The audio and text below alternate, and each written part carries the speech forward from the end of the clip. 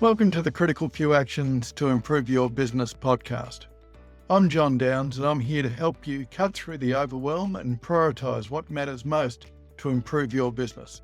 Let's get started and discover the critical few actions that have the biggest impact.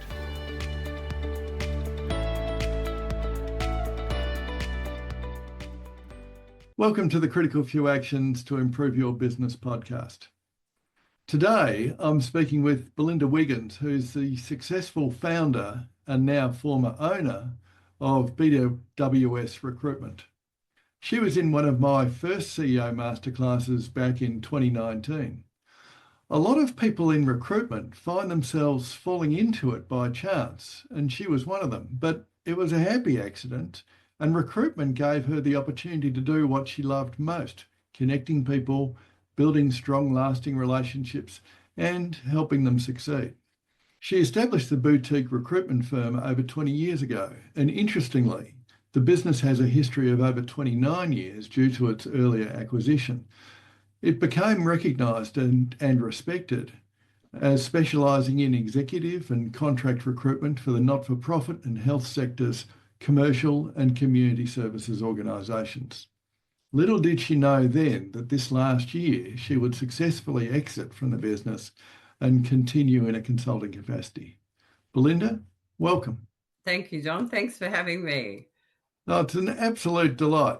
Likewise. Good to catch up again. So, Belinda, tell me a bit about your story. What got you interested in recruitment and what possessed you to start your own business? Exactly. Call me crazy.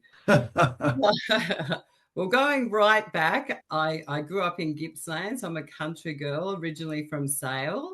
And I guess I did what a lot of young people did after finishing year 12, HSC as it was back then.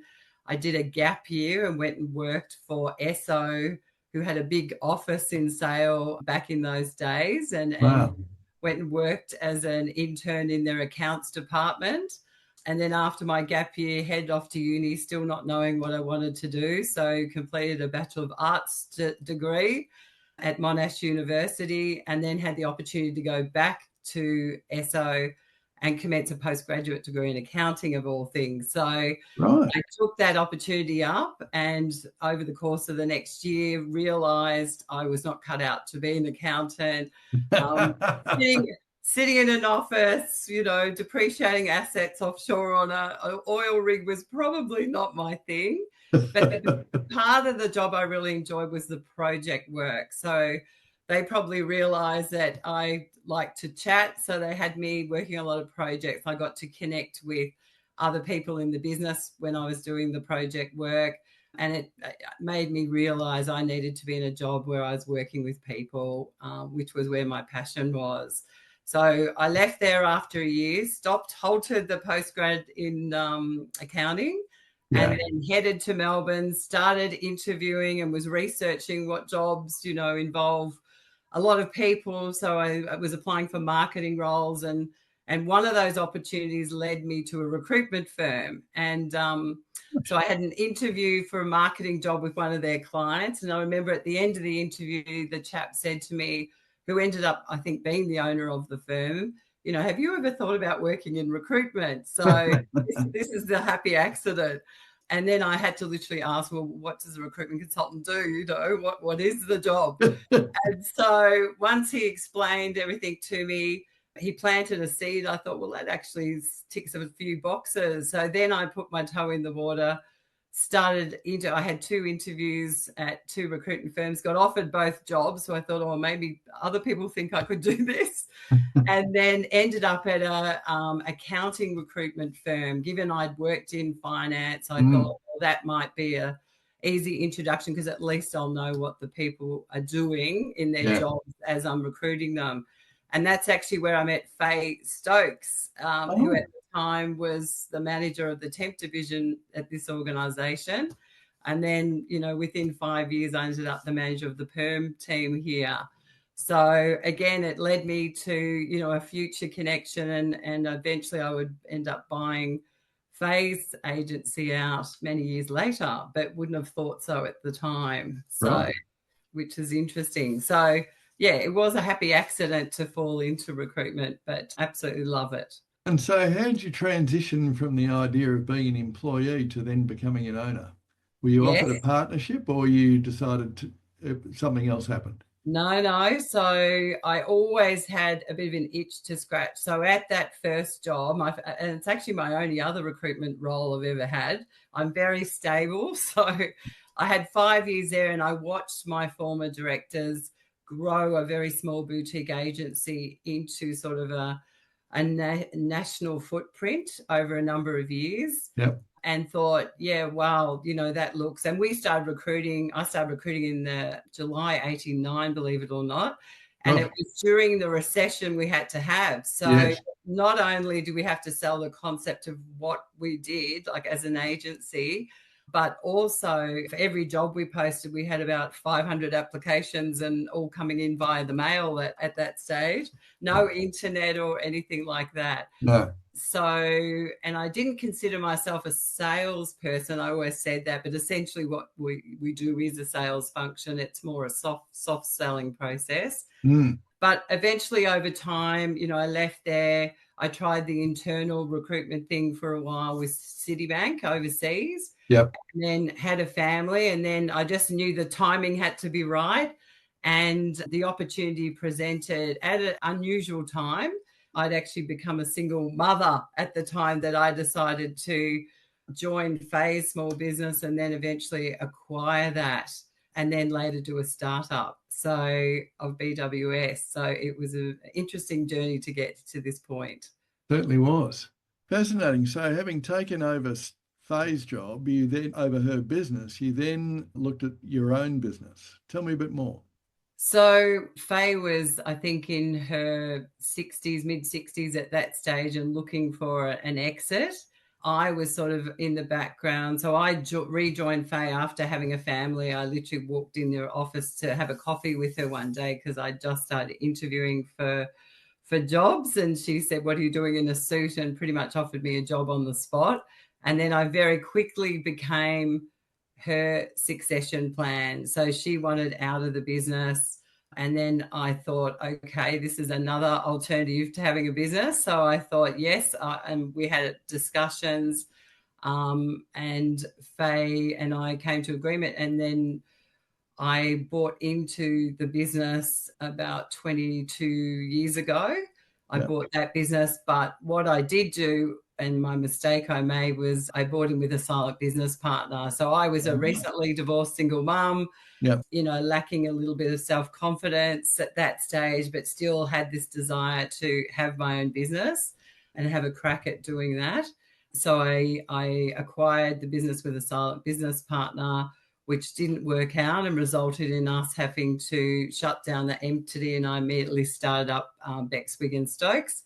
And Faye, to her credit, who's one of my very dear friends now, came along for the journey with me until she was 72. So Oh, wow. she ran our temp desk and one of the best temporary recruitment consultants I've ever worked with.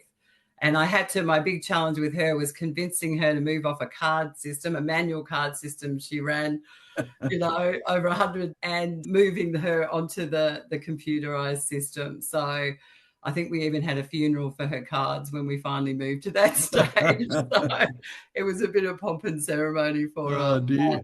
But yeah, it was definitely a very big steep learning curve what Yeah. happened. So Yeah. tell me a bit more about this silent partner arrangement. So I can totally understand you wanted to get into business, but probably Yeah. were feeling a little bit underconfident or a little bit insecure about whether you'd do that by yourself. Correct. And you Yep. were looking at a silent partner mainly from the money perspective or from the knowledge perspective. A What bit of what both, was working there? a bit of both. So I'd known this person for many years through university, and he was very entrepreneurial. And I thought, well, he might be able to bring something to the table, and be able to teach me how to run a business. But what happened there was really a misalignment of values, which I Yeah, realized early on. So I quickly, got out of that situation and then did the startup of Bex Wiggins Stokes, like for the yeah, benefit of the business. And then, and I guess a lot of women, and I'm one of them, suffer from the old imposter syndrome. And if you're a newly divorced mum with an 8 and a 6-year-old and, you know, a mortgage, you know, I was being very conservative by bringing in a business partner, but really from day one, I should have backed myself. Yeah. So, but the good thing, like it ended up being a blessing in disguise and a bit of a superpower, because the learnings I got out of that failure, if you'd like to call it that, which it was, were probably better than any sort of, you know, postgraduate degree I could have got. So the support we had from clients and candidates, and, you know, my old boss, who's one of my mentor, rang up and said, oh, you should have backed yourself from day one. And, you know, so it was very heartening. And I think I thrive under pressure. And when the chips were down, I had to make some critical decisions. Yeah. And, you know, wind up one entity and do a startup. And, you know, and carry with me, I think we had about 11 staff at that stage. So it's a lot of pressure, and, you know, you put your house on the line, your neck on the chopping block. But really, like, I knew I had a skill set and could do what I did very well, but the lack of confidence came more around running a business. Did I have that skill set? And as you know, you don't know till you run a business what you don't know. And there's so much to know. There is so much to know. Exactly. So, and luckily it all worked out, and, you know, we became Bex Wiggins Stokes, which has been, you know, nearly 20 years ago. So on that, Belinda, what I'm also reading between the lines is that when you established the partnership, did you have a formal agreement that not only figured out how the two of you were going to participate in this business, but also how you were going to exit from it at some point? No, which was my saving grace. It was a handshake agreement. Yeah. And again, naivety and, you know, being over trusting and all the usual things that you are when you're young and starting out. But it was a blessing in disguise, because it meant I could formally wind up that entity. Yeah. I did try and do a buyout, like, of my business partner, but sometimes, people it just doesn't work. It just doesn't work. Yeah. So I had to then really back myself and start the new business up from scratch and start again, basically. Yeah. So but, you know, a lot of my clients rang and said, oh, well, you know, now you've got, you know, welcome to the real world of running a business, Belinda, and you can wear that as a badge of honor. And, you know, we've all been there. We've all been through that, which was great. And well, sometimes you have to experience these things to learn. You do. Absolutely. So it ended up being a bit of a blessing. And I wasn't as naive going into the new business, I can tell you. And I did formalize, you know, contracts and ticked every box after that. I probably became over, you know, risk adverse, you know, as a result, which is probably why I never had a business partner since then. Yes. Because it is a traumatic process to go through, and the right one just didn't present, you know, and I looked at succession planning from within the team a couple of times over the years, but for whatever reason, it wasn't right on either side. And, you know, and really I created the business as a single mum to give myself the freedom and the financial security to give my family, my kids, a good life. Yeah. So everything after that was a bonus. Yeah.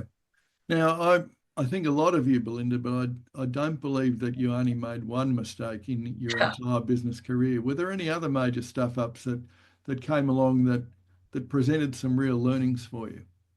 Yeah, no, absolutely. Well, the biggest one, I know, I think, where do I start? Get comfortable. Now, the biggest one was not backing myself from day one. So that lack of self-confidence, self-belief that you could do it on your own. And I think you almost have to have a bit of a cavalier approach. And even the mentality going into the new business was, oh, well, what's the worst thing that could happen is, you know, I lose my house and then I'm living in a caravan at my dad's property with the kids.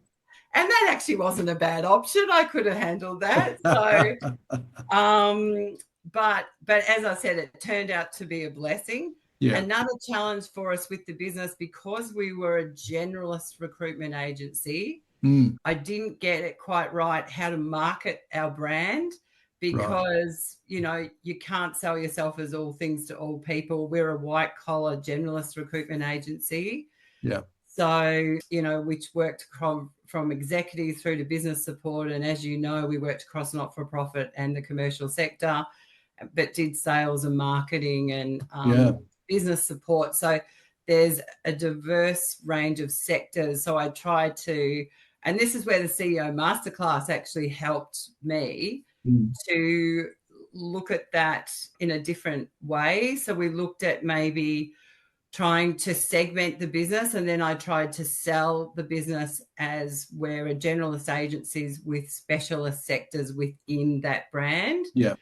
But again, it was challenging how to do it. So then we learned how to segment the database, and, you know, we broke up, like we analyzed the client base and broke that up into, you know, the key relationships, the big dollar spenders, and worked our way back from there and put a strategy in place, which was as a result of doing the CEO Masterclass. Yeah, really getting into the numbers. Yeah, that's right. So, and that's why that ended up being a blessing at the time, doing that program, and especially being one of the first part of the first class who went through the program. And as you might remember, COVID hit during that time as well. Oh boy, did it. Oh my gosh. So yeah, the marketing, it took me a while to sort of get that right. And also the obvious one that a lot of business owners fall into the trap of is trying to be all things to all people. Yeah. And I'm a bit of a perfectionist by nature. So, and, you know, I love what I do, and I've got almost an over sense of urgency to deliver, like, you know, high quality service to our clients. So if I felt someone within the team might not have been delivering the service to the quality I expected, you know, I wasn't sleeping nights, and it would play on my mind. And the way my brain works is that I needed to understand every aspect of the business and how it worked in order to be comfortable and be able to sleep at night. And maybe sometimes, you know, I probably should have stepped back from that a bit sooner than I did. Yeah. Because some people can perceive that as micromanaging, you know, and whereas me, it was, you know, just understanding, like you said, the numbers, which bits were working the business, which weren't. But you learn over time. Just bring experts in who know what they're doing in all those key areas and let them run it, and, you know, and report up to you. So, you know, and making sure, so you can get, particularly in the early days, bogged down in the trenches and leave your team in the wake. So making sure that you know, you had those regular one-on-one catch-ups with the team.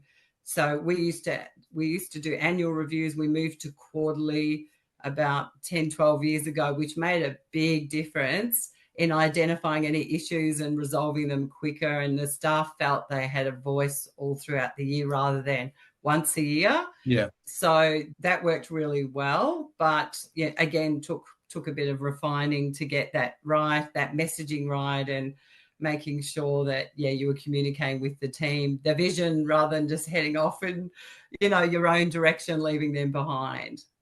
Totally. Yeah. Totally. So was delegation much of an issue for you? You talked a bit about micromanagement, but it sounds to me like you just needed to understand the operations of the business. Correct. And once you got a handle on that, then it made it easy for you to then manage other people to do the work. Correct. Because then I understood what issues they were likely to face in their roles. Yeah. And, you know, could workshop that with them if need be. But eventually, as you get bigger and your brand grows, you attract better talent, and then you realize you don't need to even be involved in most areas anymore. Yeah, it's just about getting that confidence that they're capable to do it. And once you are, then you can leave them to it. Yeah, absolutely. Absolutely. And then you also mentioned then bringing in experts. Did you use experts much on your journey? Probably not enough in the early days, just the obvious ones like the accountants. And, we always had a good company solicitor if we ever needed, someone to review contracts, that sort of thing. Yeah. Risk management, I was very big on risk management. So Yes. one of the first things I did was make sure our terms of business were bulletproof and, protected us as a business. I looked at all our other, we were almost probably heavily insured for a small business. Because we ran a temp desk as well across multiple sectors, even though it's white collar, there still could be accidents, on the job. Yeah. But just made sure that I was comfortable again, that we were very covered for all scenarios from an insurance point of view. And then the experts, so as we grew, and again, through the CEO Masterclass I did with you, John, we were exposed to and given the resources through that program to engage experts. So one was, Brett Bonza, yes, from Align.me. Yeah, exactly. So we engaged like a marketing specialist, and that was during COVID. So when the market sort of collapsed, we, focused, and the class taught me the importance of marketing and the value it can add to your business through that program, or, reinforce the importance. So we hired, Brett and his team into the business for a couple of years, which had an immediate impact on, engagement across all our social platforms and LinkedIn. And, we had a proper marketing plan in place and, newsletters and everything, and they were helping us with content. So worked really well with the team. And we did workshops around, even though day one, you need to focus on, your purpose as a business and your why. We did some further workshops, but included the team this time, which I think added a lot of value. It wasn't just, the management doing it and then feeding that down. So we got input across the business. We surveyed the staff. So, and again, that really helped us. And, the other experts that I tap into, which is another bit of advice I would give to small business owners starting out, is to develop your networks and join groups where you're going to be continually learning and developing, doing professional development. And one of them was the CEO Institute, which is where I first met you, John. Yeah.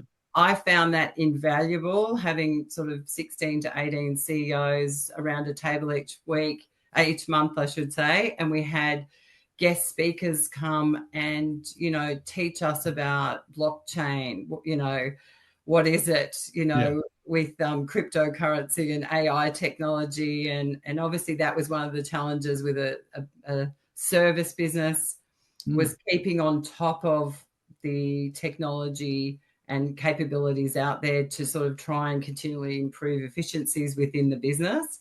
I personally love IT, so I'm an early adopter of whatever came out, I'd probably jump on. But yes, having guest speakers and having, 18 CEOs around a table each month was really invaluable for me, particularly being a sole director. Because you can't vent to your staff, but you can vent to, in a confidential forum like that. I found that one of the best things I did actually as a business owner. And what were some of the other game changers that really accelerated your growth or accelerated your profitability? Yeah. Well, the number one thing is obviously hiring the right people. So I always preach to my clients, hire slow, fire fast, as we all get taught. But when you're caught up in your own business and time poor, I sometimes didn't follow or practice what I was preaching. So I got burnt a couple of times, but we did have over the years some amazing staff within the business that, helped me grow the business, and I couldn't have done it without them. So getting the people right, and the level of expertise we needed was a key factor for driving profit. Technology was definitely the other game changer. And luckily, like a lot of business going into COVID, we had moved to the cloud. We had embraced, soft phones on the laptop. So when we suddenly overnight had to move to remote working, it was not an issue for us. Yes. So, and my mentors and my support networks are definitely were a game changer, because as a sole director of a business, particularly, there are nights when, or days, you go home from work and think, why on earth did I do this? What was I thinking? And sometimes you can ring one of your mentors or, someone in the network, just to sort of get a tough love chat, have a tough love conversation with them and, vent, and then get back on the horse the next day, and then off you go again. So Yeah. I found that really, really invaluable, and learning over the years to be more strategic with my planning.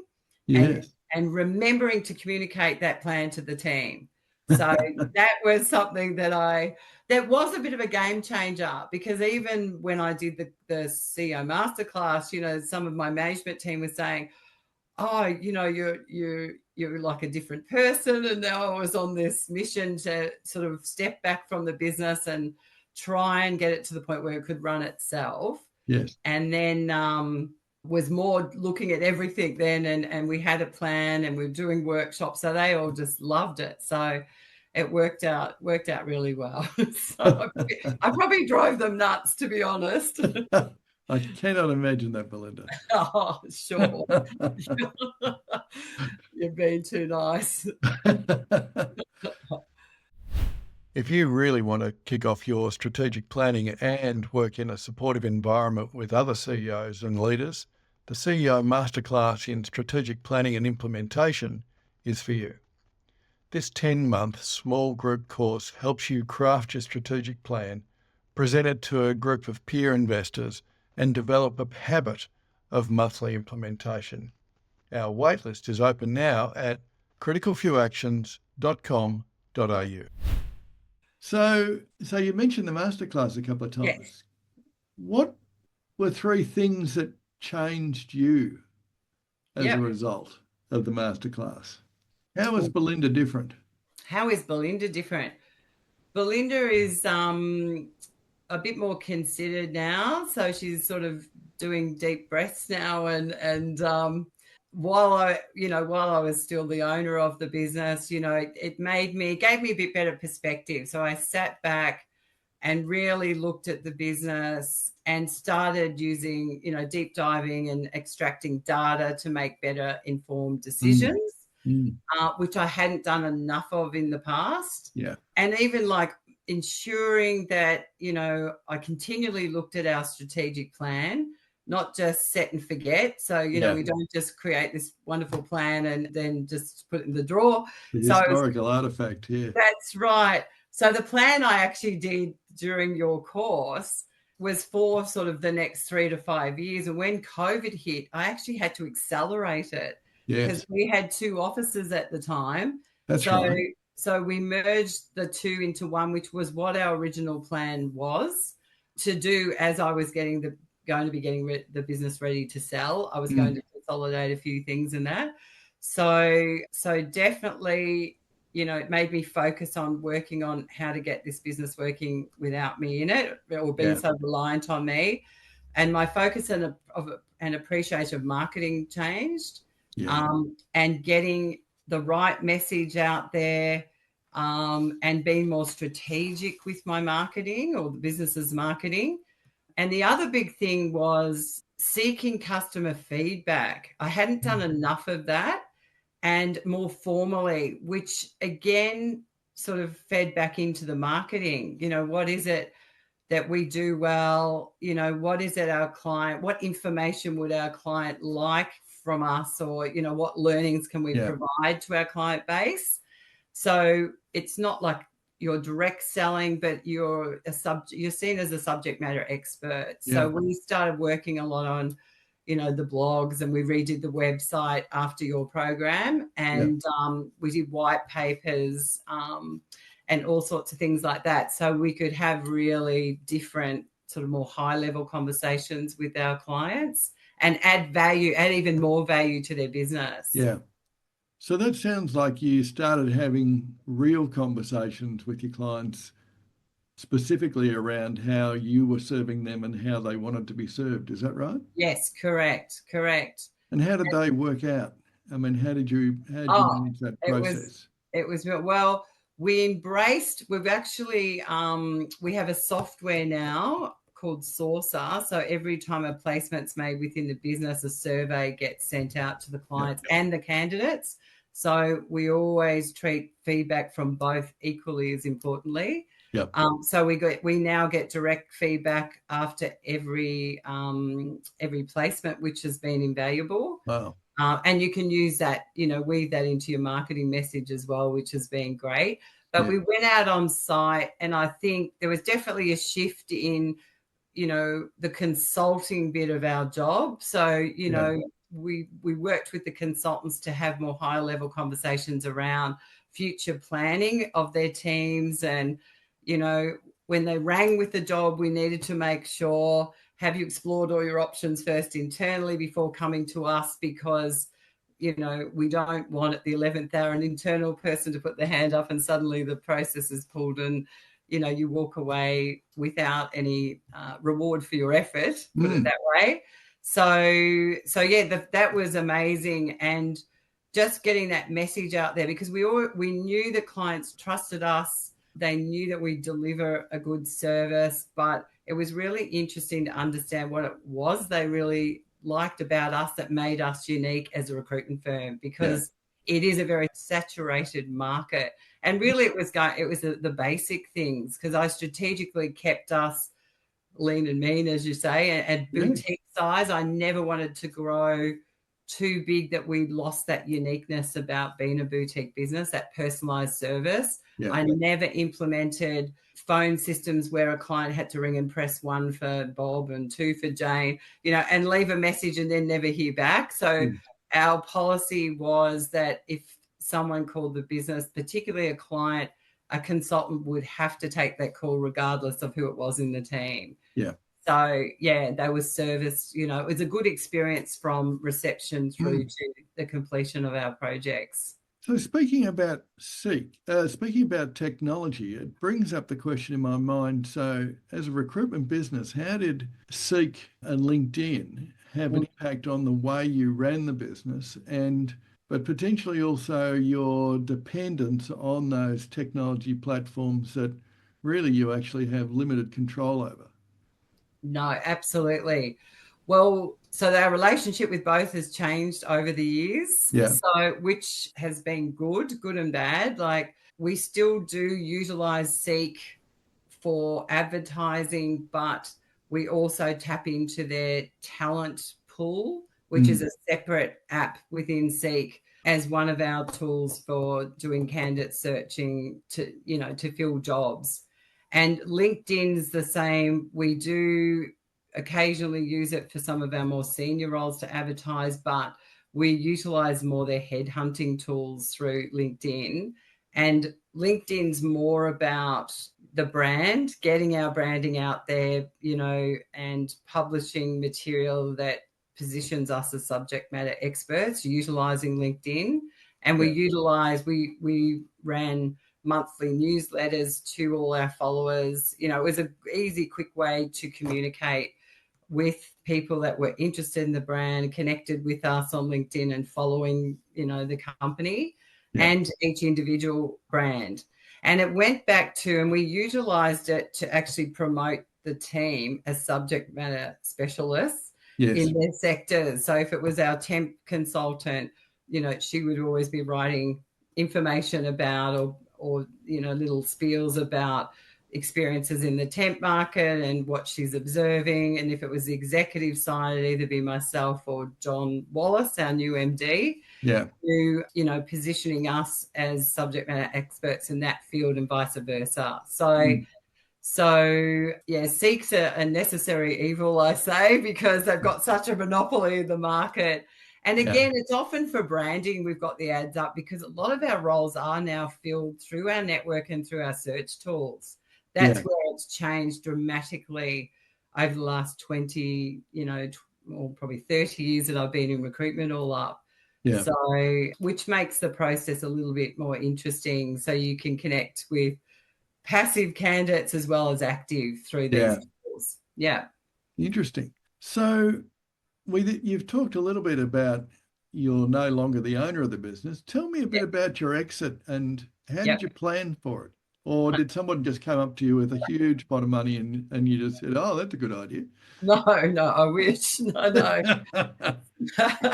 Yeah. So I guess I learnt early on, which I think a lot of people are preaching now, that you really need to start planning for your exit from day one. Yes. And I very much did that. So I went into the business, as a single mum with the end goal being, to create that freedom and flexibility I needed to be able to juggle both running a business and being a present mum. I didn't want to, be an absent mum, and also, to set an example for my kids that, if you love what you do and you've got a passion, you literally can do whatever you put your mind to. Yeah. And having a crack and failing is not a bad thing, but having a crack and have it work is even better, as you know. So, and my goal was really to get them through secondary school, and then I'd reassess there. But of course, you develop an absolute love and passion for running a business most days. So we got to that point, and it was still ticking along nicely. But I did start looking at, what does my exit plan look like? And I mentioned I did look at some of my management team to see whether they could be, can I groom them up to be the succession plan? But really, the decision to exit my business came in 2021 when I took on another responsibility that a lot of people in my age bracket do. I became a full-time carer for my dad, who was diagnosed with dementia and actually ended up moving in with us. Yes. So that's where I scaled the business back a little bit, and we'd already merged the offices into one. And then I just organically didn't replace the staff that left during that period, so I could get it to a size that I could juggle, everything. So we'd just gone through COVID. I'd become a full-time carer and, was trying to run a business. And then at the end, and we had the post-COVID boom, in sort of the year 23, 24 year. And I was just so exhausted and thought, this job's going to kill me in the end. But it was really that fast-tracked my decision. Something's got to give. And I was ready. I'd, scratched that itch and loved it. But it was really time for me to have a life again, really, and step back a bit and focus more again on my dad and my family. So I actively started planning at that stage. So I guess I scaled the business back a little bit, as I said, started looking at overheads and costs within the business to try and reduce those or get those under better control and increase profit. And I also renegotiated all my contracts over that 2 years prior. So I had nothing more than a year in place. And in most cases, I negotiate 6 monthly contracts, with leases and different things, so that I was ready to go if the right buyer presented at that stage. Okay, so that got you to a stage where you were ready for an exit. Yes. And how did you then go through the process? Yes. Sale process. So, no, absolutely. So I actually utilized a business broker with a lot of trepidation, as you can imagine, because they don't always have the best reputation. But again, through my network, through the CEO Institute, we had this chap come and speak to our group who really resonated with me, and all of my group turned to me and said, Belinda, we think you need to have a meeting with this chap.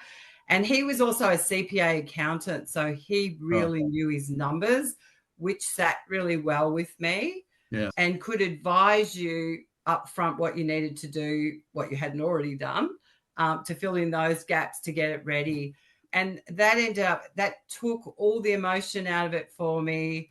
I'm obviously a bit of I'm not going to say a sucker, it sounds terrible, but, when it's your business, and you're too close to it, it is good to remove yourself. And I'm very trusting, I should say. So he had a bit of bulldog in him that I probably lacked. So putting it in a broker's hands and letting him have all the tough discussions and do the negotiation, worked really well for me, and he got me the outcome I needed.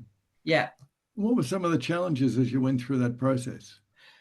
Well, there were a few, but I've sort of got it down to three main ones. So staying sane during the process was number one, because there's a lot of tire kickers out there. You know, I had a lot of meetings that didn't go anywhere, and you get to the point you think, oh my gosh, am I just wasting my time? And are there any genuine buyers out there? And then at almost the 11th hour, when I was, nearly in the straitjacket, the right buyer came along. Because for me, it wasn't necessary. Like, I really sold the business probably in a downturn market. I probably should have done it the year before, but I wasn't ready with everything I was juggling.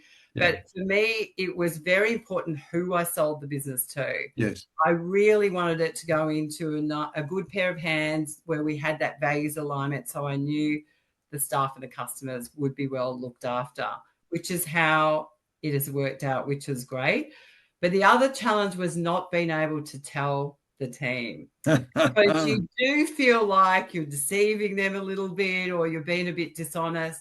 But I couldn't risk for anyone to get wobbly during that time, or for anything to happen. But I knew in the back of my mind that my end goal was that all of them would keep their jobs as part of this process. Yeah. And if we sold to the right person, the plan would be to scale it back up or continue to grow it, which is exactly what the new owner, Dan, is planning to do, which is fantastic. So, and the other one was, because I was doing it via stealth, like, more or less, I was very heavily involved with a lot of the due diligence myself and the reports that were needed. So I found myself working 6-7 days a week, particularly for that last 12 months, sort of pulling together all the data. Obviously, the external accountant helped with a lot of the numbers side, but, they want operational information and, placement time, all sorts of ratios and data that, was easier for me to pull together. So that actually was a bit of a challenge as well, finding the time to be able to do that. Well, it's almost at least a 3 or 4 day a week job. Exactly. So, and luckily, it all came off last year. And how have you found I guess there's 2 points in that. Yeah. So you got to a price, but there's always strings attached. So did you that was a situation where you had to work with the business for a number of years for transition purposes, or how did that work out? Well, that was my challenge. I did not want an earn-out, and I did not want any strings attached because of my personal situation. Sure. That I didn't know, if my dad was going to need me like 100% or what was going to happen there. Yeah. So I managed to find a buyer that ticked all the boxes. I didn't have an earn-out. We structured a deal in a way that I could exit, when we both mutually agreed. Yeah. And I could scale back though. So I'm sort of working part-time now, and I hired someone to replace myself. Yeah. So again, I did post an ad, but I didn't find the person through an ad. So this John Wallace, our new MD, was referred to me through our network again. And one of the chap that referred Don to me said, he's almost like the male version of you, complete values alignment. The two of you have got to meet.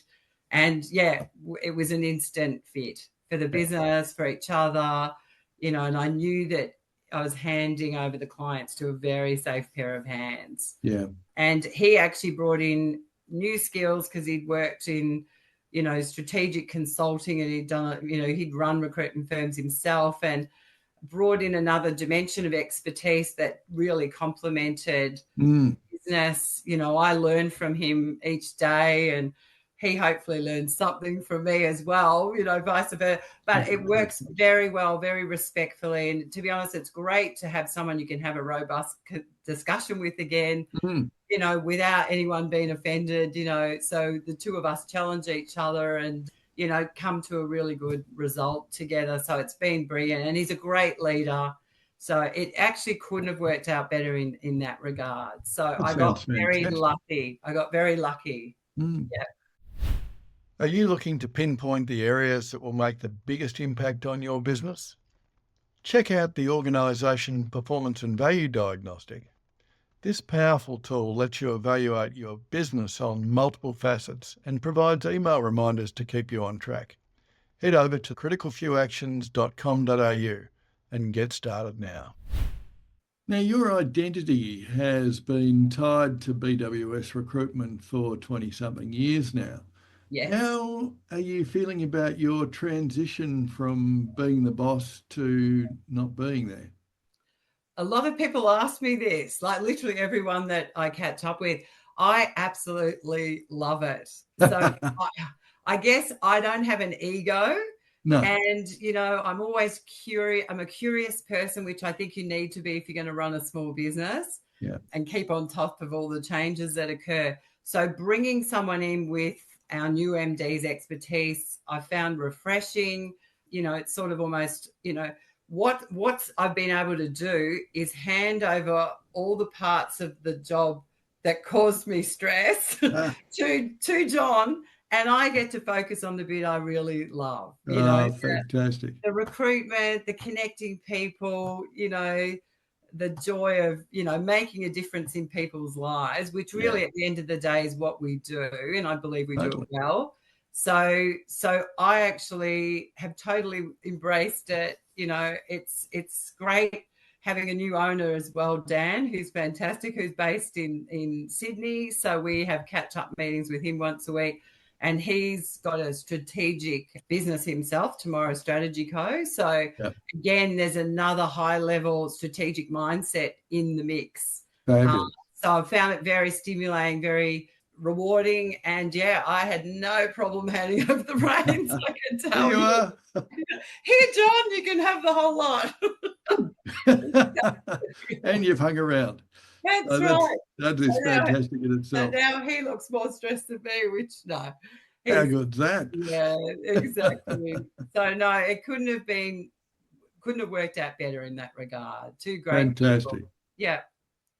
So Belinda, if you're now going back in time and talking to that younger Belinda just starting out, what advice would you give yourself? Yep. I guess to back yourself without hesitation, and just believe in yourself. Get out of your head and stop being so self-critical and, over-analyzing everything and beating yourself up. And then also, though, just to take a breath and reflect every now and then on what you have been able to achieve, and the good parts of the business and, the impact you're having, which you sometimes just do not have time to do. And really, it's only since selling the business that I can really look back and say, oh, well, at least I survived 20 years, which I guess is a good innings. And, I didn't burn any bridges along the way and, met some incredible people. So, you do have to pat yourself on the back occasionally, especially being a sole director because there's no one else to pat your back. So it's been like the best experience of, one of the best experiences of my working life, put it that way, and being the master of your own destiny and doing it as a single mum. So hopefully I've inspired a few single mums out there that shouldn't prevent you from doing this. No. It's absolutely a challenge, but it shouldn't stop you. No. It's interesting you talk about backing yourself, which also talks about sort of overcoming your insecurity. Yes. I often see with high achievers, present company included, that that insecurity is actually in some ways a superpower because it's the insecurity that question around imposter syndrome. Do I deserve to be here? Am I the right person to be doing this? Am I doing it well enough? Are my processes and systems good enough? Am I providing good enough service? It's that actually helps them overperform and over deliver beyond what the average koala bear would do. Yeah. And I think that that's an essential part of actually what makes us special and what, well, sometimes very special, but also what makes us to be, really good or outstanding Yeah. performer. No, Mm. I'd agree with that, because honestly, it took me probably 2 years to be comfortable telling people I actually owned a business, because I Yes. was so terrified it was going to fail. And, when it started to go well, I thought, okay, maybe I'll tell a few people, but I always just said I was a recruiter. At the end of the day, that's what I do. And then I got comfortable, and did tell people that, yeah, I owned a business. And there were a lot of naysayers when I bought the business as a single mum, you can imagine. Yeah. I had friends, mainly husbands, telling me, "Oh, you're mad. Why don't you just go and work for someone else? It'd be far less risky and, less stressful. How are you going to do this?" And I literally just turned around and said, on every occasion, if I was a man, would we be having this conversation? Yes. And the answer was no, And Great I'm not, question.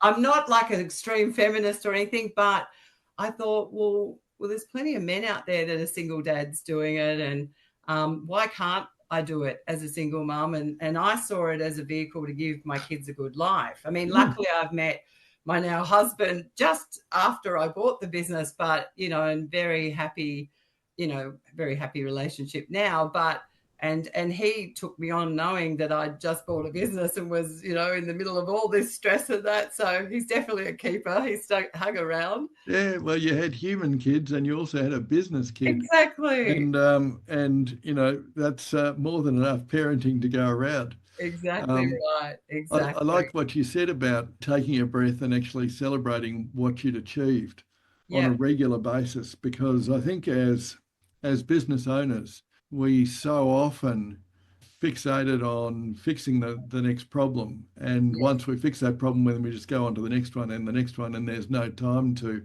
even pause to reflect on, well, what have we really achieved? Isn't that amazing what we've done, or what a fantastic outcome for a client, or isn't it fantastic the way we've helped that person develop their career and Correct. professionalism and so on?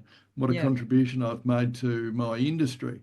But often we don't make the time and celebrate those milestones because we're just so driven.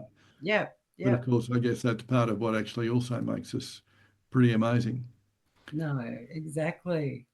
So, Belinda, Excuse me. if a CEO is coming to you and looking to develop their business based on your experiences, what critical few actions should they start doing tomorrow if they did nothing else?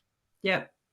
So I think right off the bat is to get your purpose as a business right, and follow the Simon Sinek principles of ask yourself, start with your Yes. why do you want to start a business, what is it that's driving you to do this, and what And do you what's want your your business contribution? to look Mm. like. That's right. And what's your contribution to the world if you do start this business. So I think that is really important, and to make sure that you have a strategic plan probably from day one. Don't wait to start the business and see how it goes and fly by the seat of your pants. Even if it's a small plan, short-term plan, because in the early days when I bought the business, I did set small achievable goals, and as the business grew, the goals grew with it, Yes. but they were realistic so that I did feel like I was achieving Mm. those goals along the way, and you could tick them off mentally, just to reassure yourself. And then also, once you're up and running, to sort of make sure you get customer feedback along the way. Yeah. So for us in the early days, it was even asking the candidates, about their experience with us. Mm. And even, the fact that we get so many referrals from candidates is a really good indication that they really enjoyed how we looked after them. Yeah. We get back to candidates as well, which is unfortunately unique in this, fast moving world and AI sort of responses to everything. Yeah. But yeah, just make sure you seek customer feedback and tailor your marketing around that feedback to get the message right, and look after your key relationships. Yeah. And they could be your key client relationships or key supplier relationships, because when I did the startup, going from one entity to another, I was pretty cash strapped and hadn't had my funding come through at the time. And I had, the IT manager go and lease all the equipment, on his account for me. And I had people ringing me up. Do you want a business partner? What do you want? Do you need money? Solicitor. So, key relationships right across the board are just so critical. Yeah. And, never compromise your integrity ever. And just back yourself in your own judgment. Fantastic. That's really insightful. Thank you for sharing that. My pleasure. Belinda, this has been a terrific conversation. I've absolutely loved it. Thank you. We've certainly covered some ground right from the start of setting up your business, having gone through the unpleasant but fabulously learning experience of having a silent partner and having to restart. Yes. Looking at how to balance your input into the business and balance the way the business operated around you as a new single mum of 2 under 10 kids. And then as you then grew the business and developed it, but also started to niche down and get clear around what you were going to be known for.